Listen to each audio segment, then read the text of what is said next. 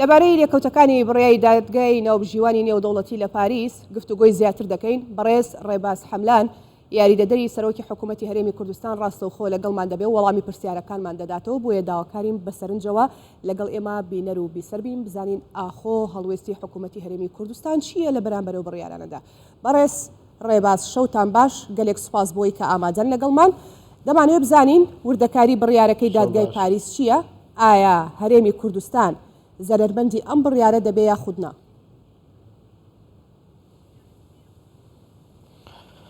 شەوتان باش، زۆر سپاس.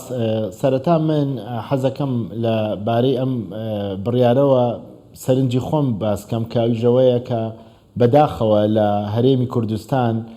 لەلایەن هەندێک ئەحزابی سیاسی یاخود لەلایەن هەندێک پەرلەمانتار یاخود لەلایەن هەندێک دەستگای ئیعلامی یعنی بە جۆرێک لە خۆشحاڵی سەیری ئەو بابەتاکەن لە کاتێکا کە داهاتی نەوت داهاتێکی بنەڕەتیە یاخود سەرچاوی سەرەکی دابینکردنی بودجە و موچەی خەڵکی کوردستانە. یعنی ئەگەر ئەم بابەتە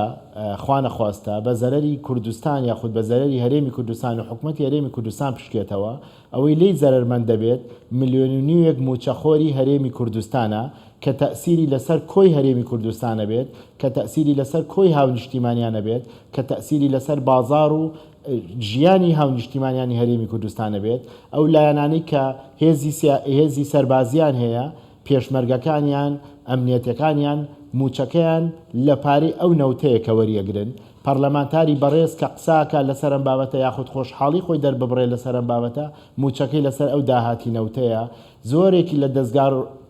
ئیعلامیەکانی هەرێمی کوردستانیش کە کاری ئیعلامی ژەکەن لە هەمان کاتە خۆشیان موچەخۆری حکوومەتن.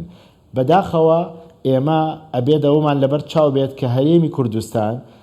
بەردەوام لە ناو عێراق و لە وڵاتانی دەوروبەری دژایەتی کراوە. بۆیە ئەوەی کە زەڕور بۆ دایمە ئەبێت هەرێمی کوردستان لایەنە سیاسیەکان، پەرلەمانتاران، ڕۆژنامەنووسان جارێک مەسەلە قەومیەکە، مەسەلە نەتەوایەتەکانیان لەبەر چاو بێ اینجا بچنە سەر کێشەی سیاسی و کێشەی ململانەکان، چونکە لەم کاتانە ئەم بابەتانە لە سوودی خەڵکی کوردستان نییە. چونکە ئەگەر ئەم بڕیارانە جێبەجێ بکرێت وەکو خۆی، ئەو کاتە زەرمەندی یەکەم هاونیشتیمانیانی هەرێمی کوردستانە کە زۆرێک لەم حیزبە سیاسیانە بەردەوام بەحسابی خۆیان فرمێسک بۆ ئەو خەڵکانە هەڵڕژن کە لە کاتێکە ئەوە تا کەشتێکی وا بێت دیسانەوە مەسئولیەتەکەیەوە سەر حکوومەتی هەرێمی کوردستان و جەنابی سەرۆکی حکوومەتی هەرێمی کوردستان دێت ئەبێتە بەرگریکاری خەڵکو، ئەبێتە داکۆشیکاری خەڵکو، ئەبێتە کەسێک کە ناوی حکوومەتەکانێ مەسئولیەت هەڵەگرێ. ئەوە بابەتەکەی کە حەزم کرد سەرنجی خۆڵم بابینە سەر دیوی ئەم بڕیارە. ئەم بڕیارە تازە نییە، ماوەیەکی چەندین ساڵە ئەم عێراق ئەم داوایی تۆمار کردو و ڕێکەوتنێکی پێشوەختەی بینی تورکیا و دەوڵەتی عێراق و دەوڵەتی تورکیا بووە کە ئەبێت ئەگەر لەسەر ئەم عەقدەی بینیان ڕێک نەکەوتن کە لەسەر ئەم بۆریەیە ئەو کاتە لە دادگای فەڕەنسا پاریس یەکلا ئەکرێتەوە. ئێستا کە یەکلا بۆتەوە لە بەرژەوەندی عێراق و لە دژی تورکیا. بەڵام ئەمە دیوە سلبیەکەیەتی. دیوە ئیجابیەکەی چییە؟ ئێستا دەوڵەتی عێراق و تورکیا تەفاهومێکی باشیان هەیە. پێش چەند ڕۆژێک لەمە پێش جەنابی سەرۆکوەزیرانی عێراق سەردانی تورکیای کرد لەگەڵ بەڕێز سەرۆکی تورکیا کۆبەوە و تەفاهومێتێکی باشیان هەیە و ئێستا دەوڵەتی عێراق و دەوڵەتی تورکیا لێک نزیک بوونەوەیان هەیە. لەوەش ئیجابی ترەوەیە کە ئێستا پێش دەرچوونیان بڕیارە بەڕێز محەممەد شیع سوودانی سەرۆکوەزیرانی عێراق هاتە هەولێری پایتەختی هەرێمی کوردستان و لەگەڵ جەنابی سەرۆک بارزانی و لەگەڵ جەنابی سەرۆکی هەرێمی کوردستان و لەگەڵ جەنابی سەرۆکی حکوومەتی هەرێمی کوردستان کۆبەوە و تەفاهومێکی زۆر باش هەیە لەسەر چەندین بابەت. لە هەمیان سەرەکی ترەوەیە کە ئێمە لەسەر بودجە ڕێکەوتین و بودجە لە پەرلەمانی عێراق لە ئەنجومەنی وەزیرانی عێراق پەسەند کرا و چۆتە پەرلەمان. ئێستا چاوەڕێین هەردوو لامان، حکوومەتی هەرێمی کوردستان و حکوومەتی عێراقی چاوەڕێی ئەوەی لە پەرلەمان ئەو بودجەیە پەسەند کرێ و ئەوە لە بەرژەوەندی گەلی عێراق و لە بەرژەوەندی خەڵکی کوردستانیشە و لە چوارچەوەی ئەو بودجەیەشە باسی داهات و بودجە کراوە، باسی داهاتی نەوت کراوە، باسی داهاتی غێرە نەوتی کراوە. لەسەر هەموو ئەوە بابەتانە ڕێکەوتوین و ئەو بابەتە کۆتایی هاتووە. ئێستا لە پەرلەمان و هیوادارین پەرلەمانتارەکانی کە نوێنەرایەتی گەلی کوورد دەکەن لە بەغدا داکۆشیکارێکی سەرسەخت بن لەسەر تێپەڕاندنی ئەم میزانەیە. بابەتی دووەمەوەیە کە چەند سەعاتێک نەمە پێش جەنابی سەرۆکوەزیرانی هەرێمی کوردستان تویتێکی کرد لە تویتەرەکەی خۆی، باسی ئەوەی کرد کە تەفاهمێکی باش هەیە لەگەڵ حکوومەتی عێراق لەسەر ئەم دۆسەیە. بە تایبەتی ئەمڕۆ جەنابی سەرۆکوەزیرانی هەرێمی کوردستان و جەنابی سەرۆکوەزیرانی عێراقی فیدرال کۆبوونەوەیکیان هەبوو لە ڕێی ئۆنلاینەوە، چەند کاتژمێرێک بەیەکەوە کۆبوونەوە لەسەر کۆی پرۆسەکە قسەیان کرد و تەفاهمێکی باش هەیە و بەتەکی دەگەینە حەلێک و ئەو بابەتەش کۆتایی دێت. و بەیانیش بەڕێز سەرۆکی دیوانی ئەنجومەنی وەزیران و بەڕێز وەزیری سامانە سروشتەکان بە وەکالەت لەسەر ڕاستپاردەی جەنابی سەرۆکی حکومەت دەچنە بەغدا و لەوێ مەوعیدیان لەگەڵ وەزارەتی نەوت هەیە. و لەوەش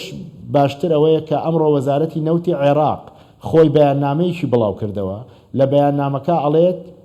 هیچ لێکەوتەیەکی سلبی یاخود خراپ لەسەر ئەم بڕیاری دادگا ناکەوێتەوە لە بینی عێراق و تورکیا و لە بینی هەرێمی کوردستان و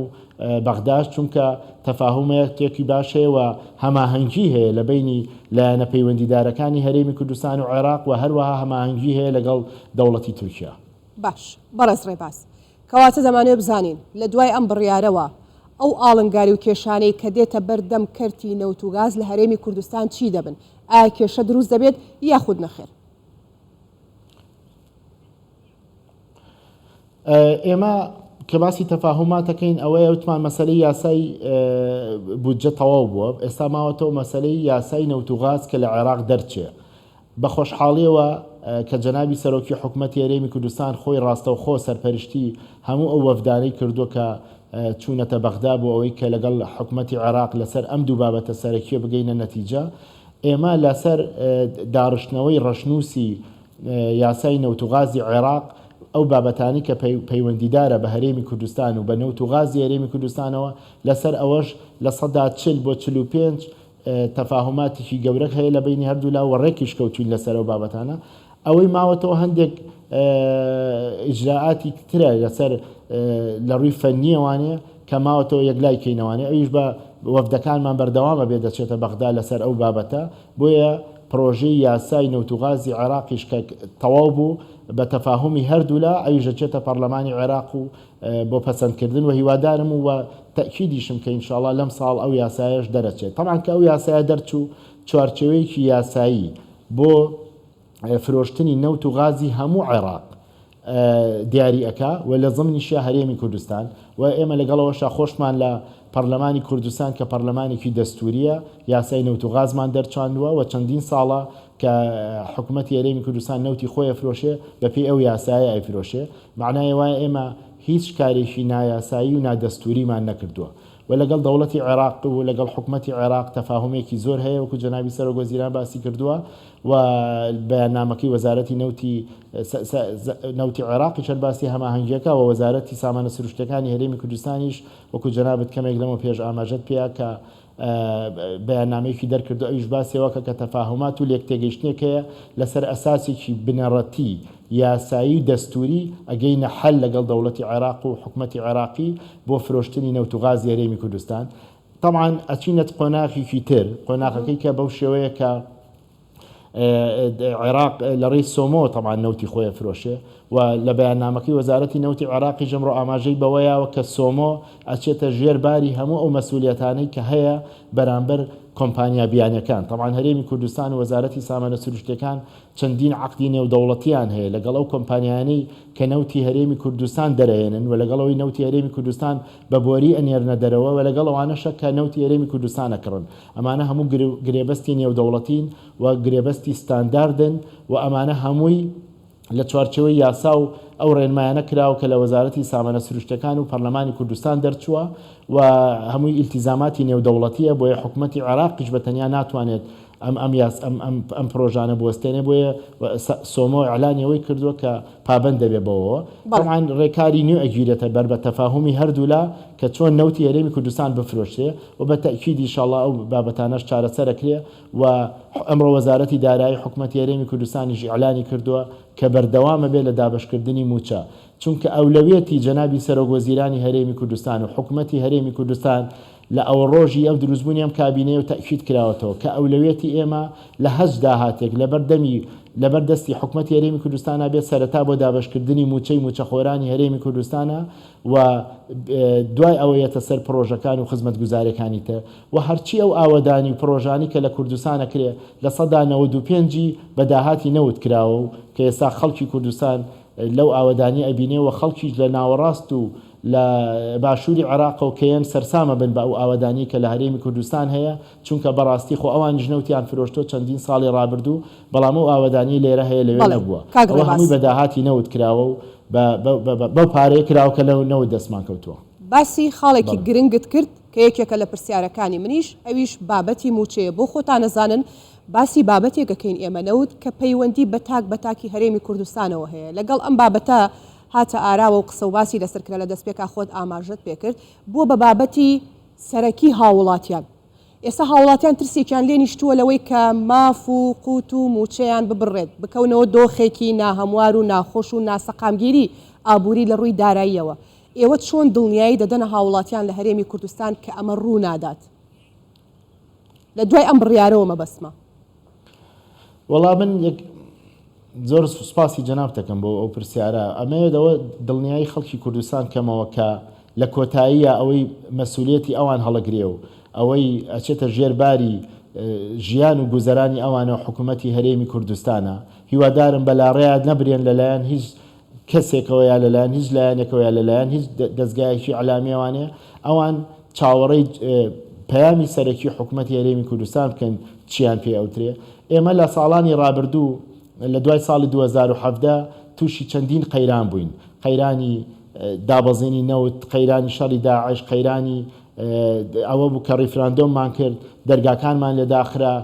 بودجەمان بڕا هەموو شتانەمان لەگەڵا کرا بەڵام بە هەر شێوازێک بێت ئەوەی دەستمان کەوت لە داهاتی نەوت و لە داهاتی ناوخۆی خۆمان دابینمان کرد بۆ موچەی موچەخۆران بە ئێستا شتەوە بە تاکید وەکو باسم کرد کە جەنابی سەرۆکی حکوومەتی هەرێمی کوردستان و یعنی لە هەموو ئەرکەکانی خۆی وەلا ناوە ئێستا تەرکیزی کردوتە سەر ئەم بابەتە بۆەوەی کە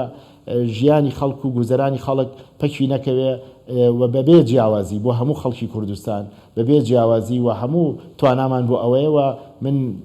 دڵنیایی ئەدەم کە چیمان پێ بکرێت بۆ خاطری دابینکردنی موچەی موچەخۆران ئەیکەین و موچەش بەردەوامە بێت و ئینشاءالله بە زووترین کاتیش لەگەڵ حکوومەتی عێراق لەسەر ئالیەتێک ڕێگەکەوین کە چۆن بەردەوامی نەوتی هەرێمی کوردستان بفرۆشرێتە تا یاسای نەوت و غاز دەرەچێ و بەردەوامی نەوتی هەرێمی کوردستان بچێتە دەرەوە هەتا یاسای بودجەش لە پەرلەمانی عێراق دەرەچێ و ئەم تەفاهماتانە هەیە لە بینی هەردوو حکوومەت لە بینی حکوومەتی هەرێمی و لەگەڵ بەغدا و ئینشاءالله بە شێوازێک دۆخەکە کۆتاییەت لە بەرژەوەندی خەڵکی کوردستان بێت. باشە بەرز ڕێباز جەنابیشت باز لەواکەی کە ڕێککەوتنێک و لێک تێگەشتێکی سەرەتایی کراوە سەرۆکی حکوومەت بۆ خۆی واڵێ ئەو شاندە بە ڕێزانەی کە بەردەوام دەچنە بەغداد و دێنەوە دەڵێن لێگەشتنی باش و سەرەتایی کراوە دەمانەوێت هەندێک وردەکاری لەو لێک تێگەشتنە سەرەتاییە بزانین چۆنە ئەگەر بە کورتی بۆمان ڕوون بکەیتەوە بۆ بینەران و هاوڵاتیان.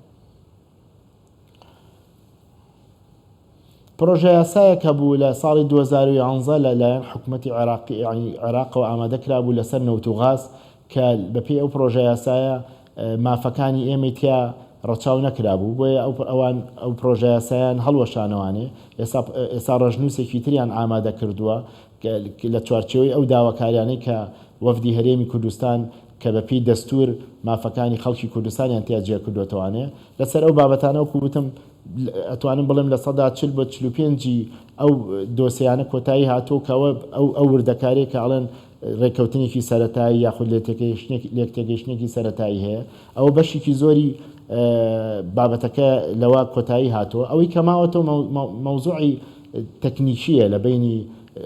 ئەو عقدانی ئێمە لەگەڵ شەریکاتی نەوت هەمانە ئەو عقدانی ئێمە لەگەڵ شەریکاتی ئینتاجی نەوت هەمانە ئەو عقدەی لەگەڵ تورکیا هەمانە جاوە لێرە خاڵێک هەیە کە حەزەکەم بۆ خەڵکی کوردستانی ڕوونکەمەوە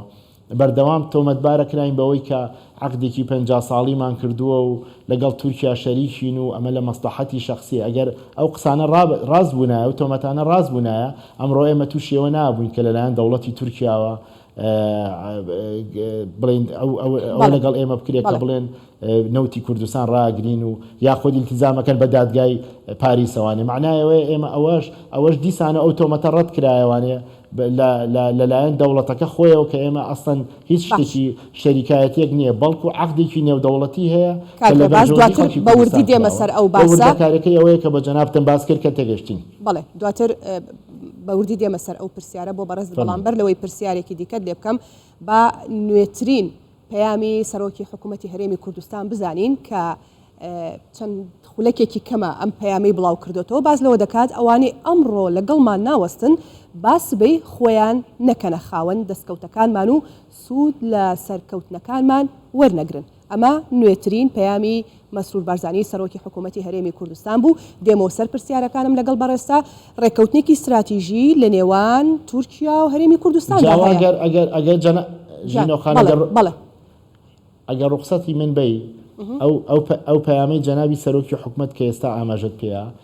من لە سەرەتای قسەکانم وتم ئێمە حکوومەتی هەرێمی کوردستان حکوومەتێکی پێکهاتووە لە چەندین حیزب و لە چەندین لایەن کە بەشدارن لەم حکوومەتە کابینەی نۆ بەرنامەی کارەکەی کە دانراوە بە ڕێکەوتنی هەموو حیزبە سیاسیەکانی پارتی دیموکراتی کوردستان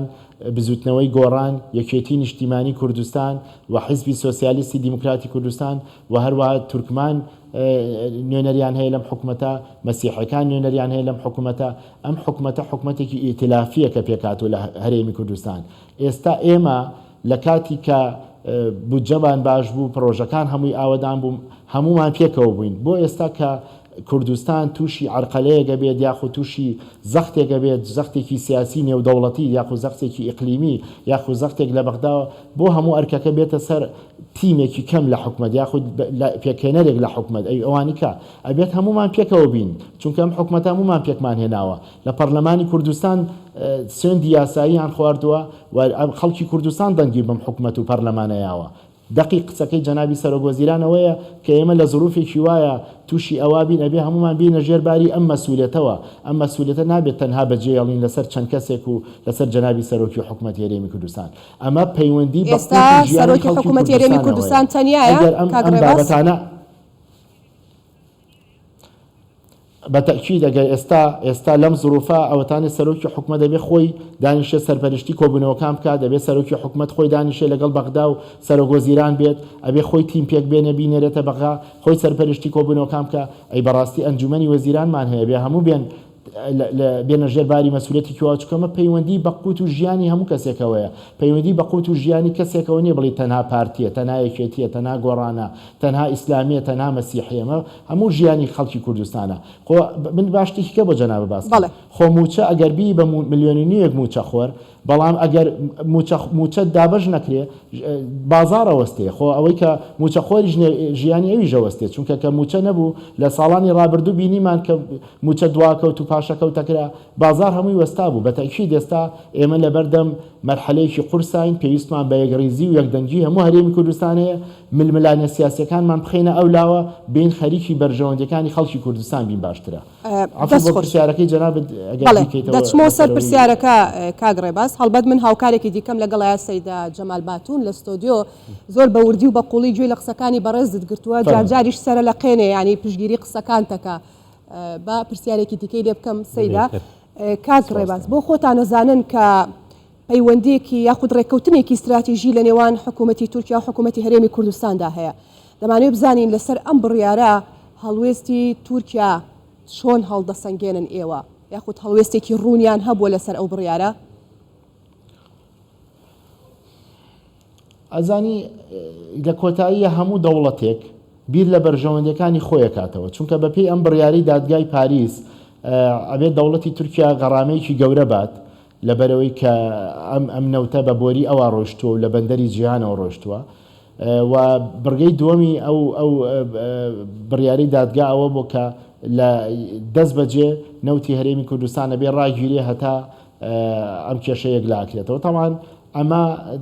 دەوڵەتی تورکیا ئیلتیزامی کردو بەم بڕیاری دادگاوە لە پێناو بەرژەوەندی خۆی لەبەرەوە ئەمێنێتەوە بینی حکوومەتی هەرێمی کوردستان و حکوومەتی بەغدا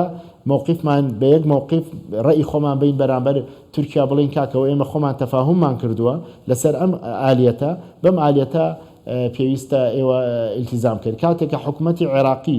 ڕەزامەندی دەربڕی ئەو کاتە حکوومەتی تورکیا هیچ لاریەکی نییە تەمان حکوومەتی تورکیا بەرژەوەندی لەم بابەتە هەبووە چەندین ساڵە خۆ بە خۆڕایی نەبووە ئێمە عقدێکی 50 ساڵیمان کردووە خۆ عقدە لە بەرژەوەندی هەردوو لابووە چونکە دەوڵەتی تورکیا پارەی بۆری وەرەگرێ پارەی سکیوریتی وەرەگرێ پارەی تەمین وەرەگرێ پارەی ئەو خەزانانە وەرەگرێ کە لە بەندەری جیهان حکوومەتی هەرێمی کوردستان لی گرتۆ بەکرێی ئیجاری مانگانە بۆی کە نەوتەکەی خۆی تیادانێت تا ساغیەکاتەوە لە بازارەکانی جیهانە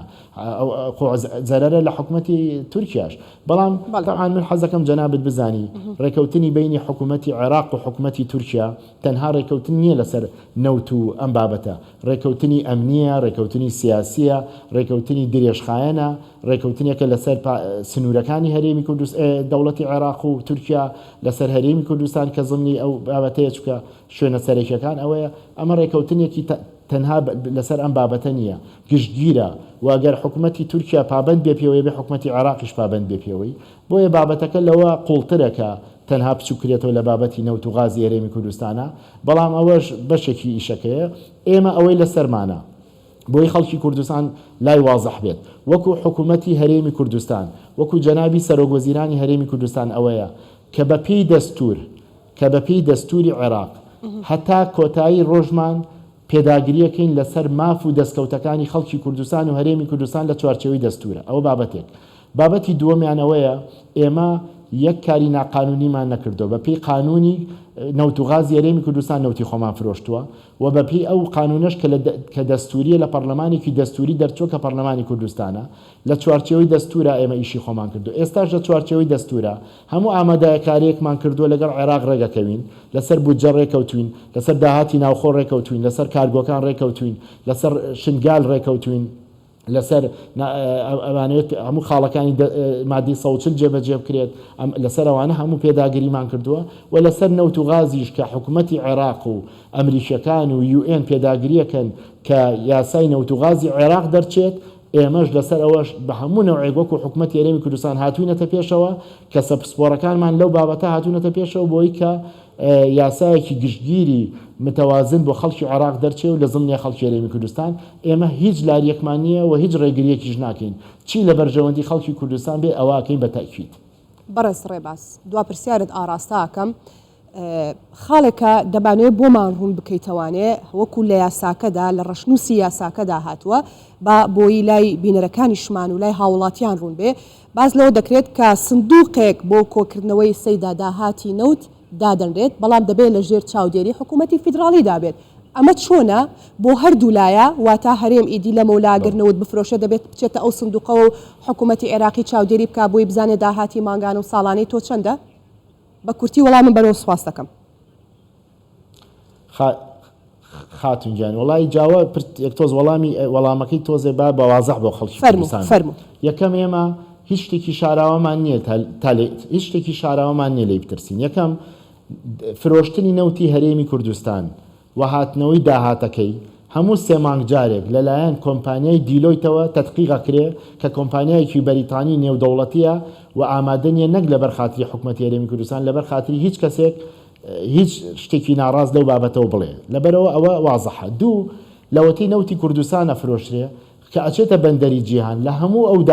داتایانی کە لەوێ هەڵواسراوە سۆمۆ ئەیبینێت یعنی حکوومەتی عێراق نەوتی هەرێمی کوردستان کە ڕۆژانە فرۆشراوە پێشتریش و ئێستاش بیبینە لە ئێمە هیچ گرنگ نییە و چونکە ئێمە شتێکی ناشەفافمان نەکردووە بە بۆری ئەفرۆشرێ و بەپێی ڕێکەوتنێکی ستاندەردی جیهانیە عەقدی نێودەوڵەتیە و ئێستاش لاریمان نییە با ئەم داهاتە بچێتە ناو سندوقێکەوە ناڵێت لە ژێر چاودێری تەمان لە بیدایەتەوە کە 200 ملیارەکانیشیان ناردۆ پێشتر